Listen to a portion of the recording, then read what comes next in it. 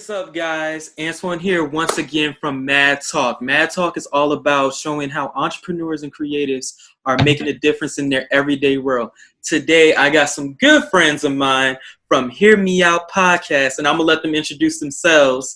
But these guys are energetic. They got a great podcast, and they're going to teach us today a lot about having a podcast and ultimately how to build that brand that matters to people like you. I want you guys to subscribe and hit that notification bell so that you can always be notified whenever we have a new interview that is coming out. So we have my man Brooks, Pedro, and Franco here today, and they just want to introduce themselves. All right, so there you go. What's going on, guys? It's Brooks. I met Antoine here at Towson University a couple years ago. Worked on a couple things together, but yeah. What's up? Yeah. Towson. Towson's the best. What's going on, guys? My name is Pedro, as you already said, co-founder Hear Me Out podcast with the Brodies. Go ahead and let the third member introduce himself. What's going on, everybody? Franco here. I'm the political analyst for Hear Me Out podcast. It's great to be here, having us on. Hey, it's great to have you guys.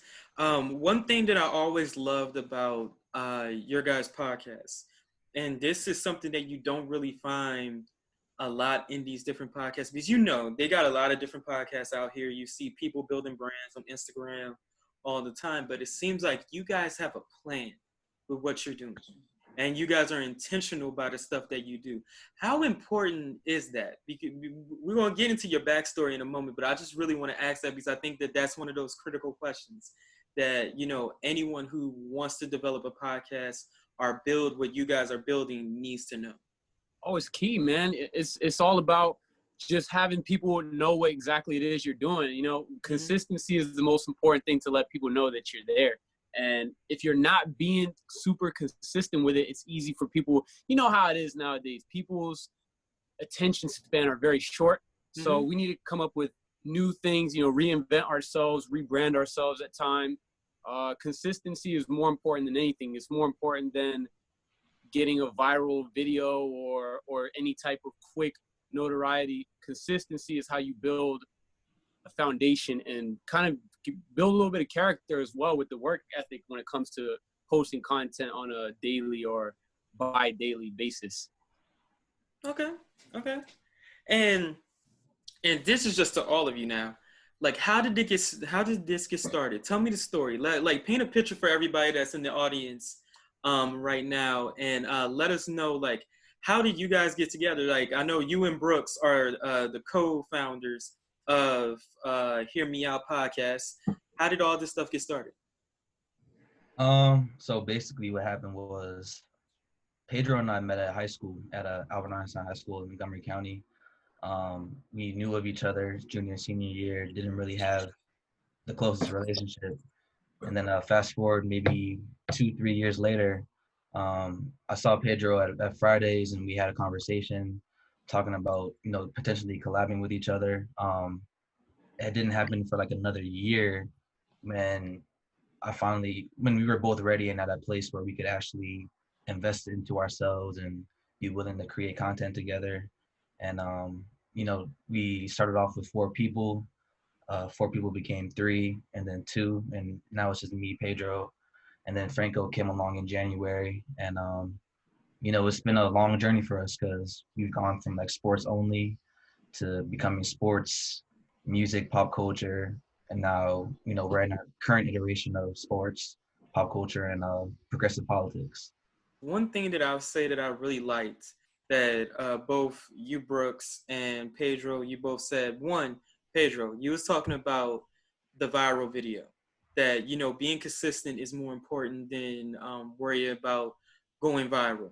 I think that that's an important key to anyone who is starting their own YouTube channel, brand, like anything that you want. You stop worrying about that quick instant gratification and start worrying about those little wins that you can get along the way over time, because those little wins over time is the important thing. You know what I mean? And something, Brooks, that you really said that resonated with me about just the Hear Me Out podcast is just that you guys just started as you knew each other. You knew each other, and you came together, and you started working together, and you put your egos to the side. You didn't go into no, oh, I'm better than this. I own this. I own that. You know what I mean? Yeah. It was just a, hey, let's come together. We're cool. We used to go to high school. Let's build this thing. And you guys have been consistent about it, and I love it. So, Franco, question that I have for you, as you know, coming into Hear Me Out podcast recently back in January, how does the dynamic seem to you? Because I know you guys are you're pivoting from sports to entertainment and pop culture to politics, and you're just adding more to the, just more to the recipe. Now, were you familiar with the content before coming into the podcast? Or was it like they just approached you or something like that? Like, how did that start? How did that conversation start? Yeah, so me and Pedro and his brother have been friends for a decade now. So I was very close with them, so I would visit times. Yeah, That's a long time. And, I would just sit in on their show. Sometimes they would interview local talent. And then I just was thinking, with all the stuff going on in the world, I mean, the year started out with almost getting into World War III, and people were not understanding why we were going to get into such a huge crisis because of that. And I wanted what I thought was, Pedro and Brooks, they have a lot of potential. They're great sports analysts. They're great. They know what's happening in pop culture.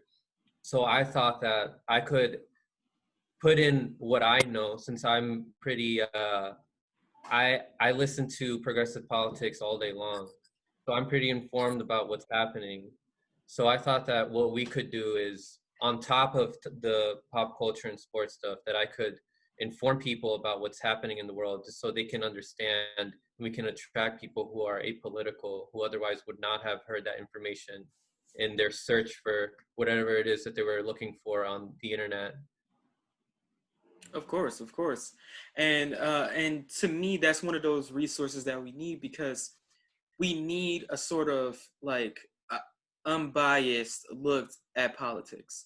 A lot of times, you have these media outlets and these media, moguls basically talking about like, hey, let me put more towards Donald Trump. Let me pivot away from Donald Trump. No, just talk about the issues and talk about the facts and make it where people can understand what's going on. I feel like they use a lot of jargon when they talk about politics, especially when you think about law and contracts and stuff like that. Yeah. They definitely use a lot of jargon then. So what is your approach, Franco, to talking about like politics? Like, how are you going to talk about it and express it to the Hear Me Out audience? The way I would approach it is just, look, here are the facts. Like, I'm trying to keep my bias and opinions to a minimum. You want more information, I can provide you more information on the description. And that's pretty much how I go about it, Okay. So I try to provide that perspective for people. Yeah, and to me, that's one of the things that I feel like the coronavirus has kind of been like after effect of this quarantine and everything like that, because we're realizing how disconnected the celebrities are to our reality. Especially, man, what? Yeah. Now go in, bro. Go in. Jump on into that. I just one thing before I answer that, I just want to throw in one thing about Franco's content with the politics. When it comes to, I think we have now reached a time where major media outlets, when it comes to political news, it almost can't be trusted anymore because of how biased each channel is. Say it again. Yep. Say it again. Let them know. Independent media. Or if you want factual information, if you want objective information, it's independent media. Definitely support independent media, man. You can't trust Fox. I can't even trust MSNBC. So it's hard to trust those things. But as far as the celebrities being out of touch, it's incredible. You got Meg Thee Stallion chilling at Tory Lane's house and all that, and people throwing parties and Blueface having all these people in the house, man. I like to see the all-in challenge. I see a lot of celebrities doing the all-in challenge, but to them, this kind of situation, like for rich folk, is not really, you know, it's not affecting them, and I feel like they're not doing enough to help the people that support them understand how serious it is to just stay home and avoid this second wave. I don't see anybody talking about the second wave, especially celebrities that do have a lot of pull in the minds of young folks, and you know, it's Yeah. Okay. During the basically they're just not talking about it. remember Gal Gadot made that video with like other Hollywood celebrities singing like "Imagine" all the people. They thought that they were doing. Dude, something don't great. get me started. Don't get me started. Do not get me started. Do not get me started. I will throw this computer out the window. Do not get me started. Just to get off that comment, like, just like with Pedro was saying, you know, these people have a certain kind of pull and they're choosing not to, you know, use it. Like, you know, Oprah was just trying to make a fundraiser for people to donate money, and she's worth like billions of dollars. Why not put your own money into this? You know, you have, Right. you know, you had NBA athletes and owners volunteering to give away their money. Roger Goodell offered to put his money up to zero for his salary, and you know, there are certain people that are about it and certain people that aren't. And you know, when you have money, you should be more selfless, I should say, in, you know, helping out the less fortunate. Less fortunate. And, you know, just something that is a theme from what you guys were saying about the celebrities is that they don't understand things from the perspective of people like us. People who aren't, you know, we aren't like celebrities or anything like that. But we have enough influence where people are going to listen to us. So in my questions to all you guys, to anyone who wants to answer it, how much of a responsibility do celebrities have when dealing with social issues? How much of a responsibility do they have to, you know, talk about these things to people that follow them? All the responsibility in the world, because if it weren't for these people, they would be nobody, or at least not a nobody. They wouldn't be as big or as ahead in life as they are, you know, financially or whatever, however you want to look at it. When it comes to giving a message to the people that follow you, it's very important to be responsible with your platform. And a lot of them really aren't. They, especially now in quarantine, I don't know if you guys have noticed, but I feel a lot of celebrities have been kind of hot-headed lately. It's starting to get to people, and I see more negative stuff coming from the celebrities than I do positive stuff regarding the COVID or just, you know, anything in general right now at the moment. Maybe I'm not looking in the right places, but I need to see more of these people out here trying to make an actual difference with their voice. These people control what a lot of people wear, what a lot of people like to do and stuff. If you would just go out and give them a very clear message of what's going on, maybe people will listen. But yeah, it is. They got all the responsibility in the world to do that.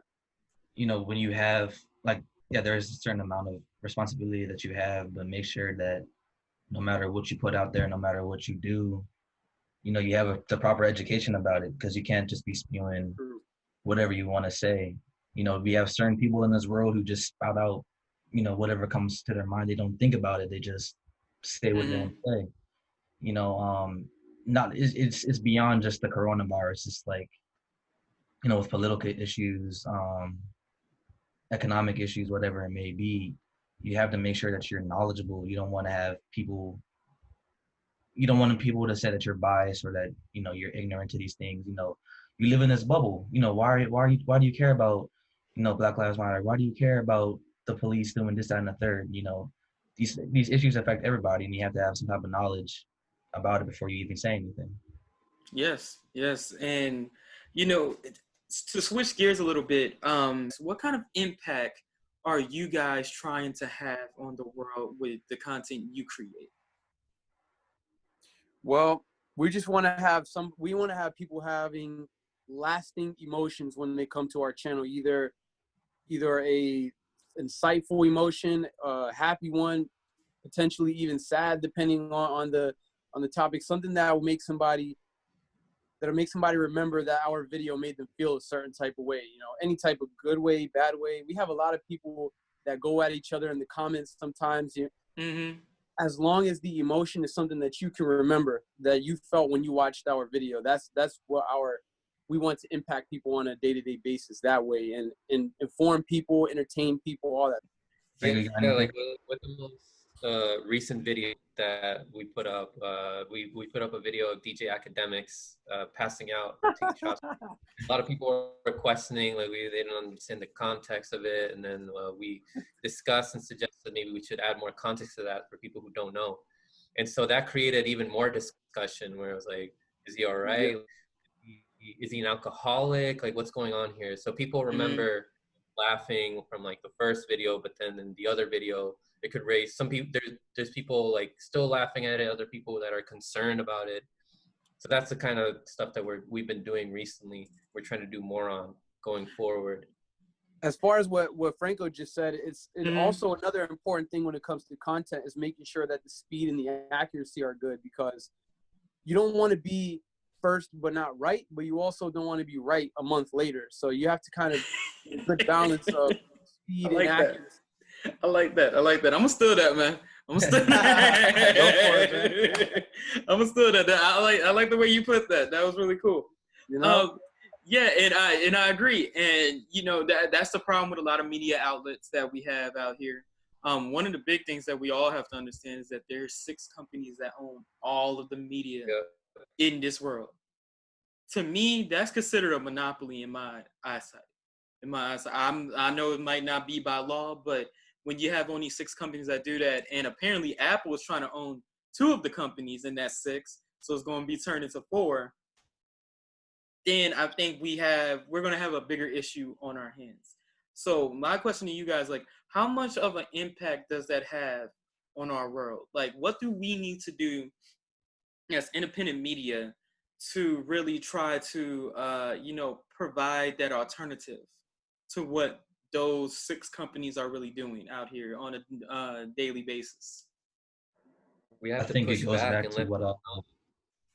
Yeah, we have to push back and let people know about what you just said, that they're owned by 6 major corporations, and the opinions are going to be like what the information that they put out is not going to be accurate. They're not going to say anything that's going to upset their donors. And I think those 2 companies that Apple, you said, is trying to buy out, one of those is Disney, right? Yeah, I think it's CBS and I think it's CBS and someone else. I forgot what it was, but I know one of them is CBS that they're trying to buy out. Yeah, and that trend is going to continue because these large corporations, not just in media, but the fossil fuel industry, the health insurance industry, the banks, they're buying out our politicians. And that's why we see this income inequality getting bigger and bigger. And we got to let people know, it's not normal for people our age to not be owning houses. Meanwhile, in the 50s, our grandparents and parents were able to own houses at our age. But we got to raise that. They were, and they were able to work these jobs where you didn't need a college degree, just basically a high school diploma. A high school diploma was worth the same thing as a college degree 50 years ago. And now all of a sudden, I think that this is normal because they've been hardwired to believe that this is normal because the media makes them believe that that's it. And what were you saying, Brooks? You were starting to answer the independent media. Yeah, I was just about to say, it goes back to what Franco said earlier, just staying independent, staying unbiased, staying true to, who we are as independent news. Because, the thing is, these people are becoming conglomerates and they're getting all together. And, stuff like what Jeff Bezos did, buying Washington Post, these people getting their views and their money into the news, it doesn't hurt anybody. It hurts everybody. It hurts the people like us who are students and workers and all that. You don't want to just take away proper information from everybody. You have to make sure it's right and make sure it's unbiased. Okay. And I think that's really important. That's something that we really need to have a larger conversation about as a collective, as the community, as the world. and really figure out, like, hey, realize that there are companies that own these companies who are providing us with all of our information, that we should always try to fact check as much as we can at all times before we commit to a certain narrative or commit to a certain truth. So guys, I have one more question for you, and then that's when we're going to do one of my favorite parts of these interviews is the 2-minute pitch segment, and I'm going to explain how that's going to run. All right, so my last question before we get into that, and this is for everybody that's trying to start a podcast, a brand, whatever. What would you say is your top 5 tips for starting a podcast? Top 5 tips for starting a podcast. Number 1, find a niche. Find a niche that you have somewhat of an expertise in. Number 2 is sit down and record it. You don't need a good mic. You don't need a studio. You don't need anything but your iPhone or Android or even a freaking tape recorder. As long as you have something that can record your voice. You find a niche with your expertise. You record it. You find somewhat of a way to promote it via texting your friends, emailing, which is how I started out, or creating the social media.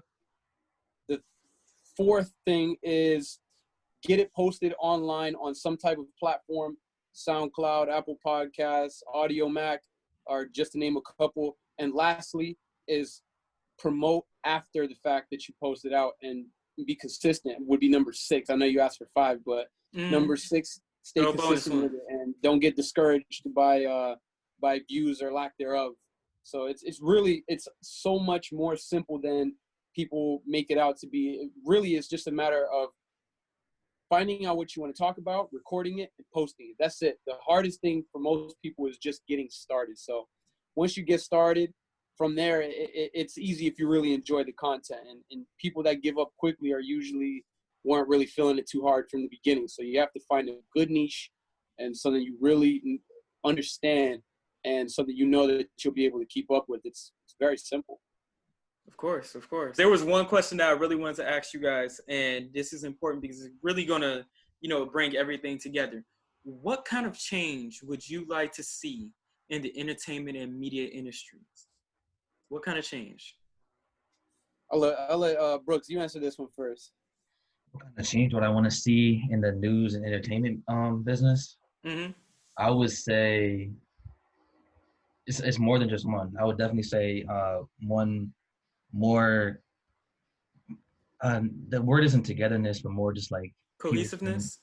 Cohesiveness. Yeah. Go with that. Okay.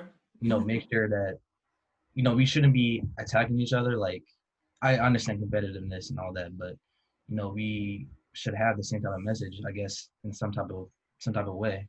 And then another part is, giving back to, like, putting people on, basically, just like giving back and making sure that you bring people with you, no matter where you go. I was just listening to a podcast the other day, and Charles Barkley was on there, and Charles Barkley was saying, NBA Hall of Famer, he's on TNT. He was just saying, no matter where I go, I want to make sure that I bring more people that look like me into this business because, we're normally the talent. We're people of color, we're Black, Latin, all that. It's not enough to just have the talent. You got to have the people that's behind the scenes, people that are making the big decisions, because otherwise it doesn't help enough. Okay. So your question as far as independent media, is that like amongst other media outlets, or do you mean just to the masses in general?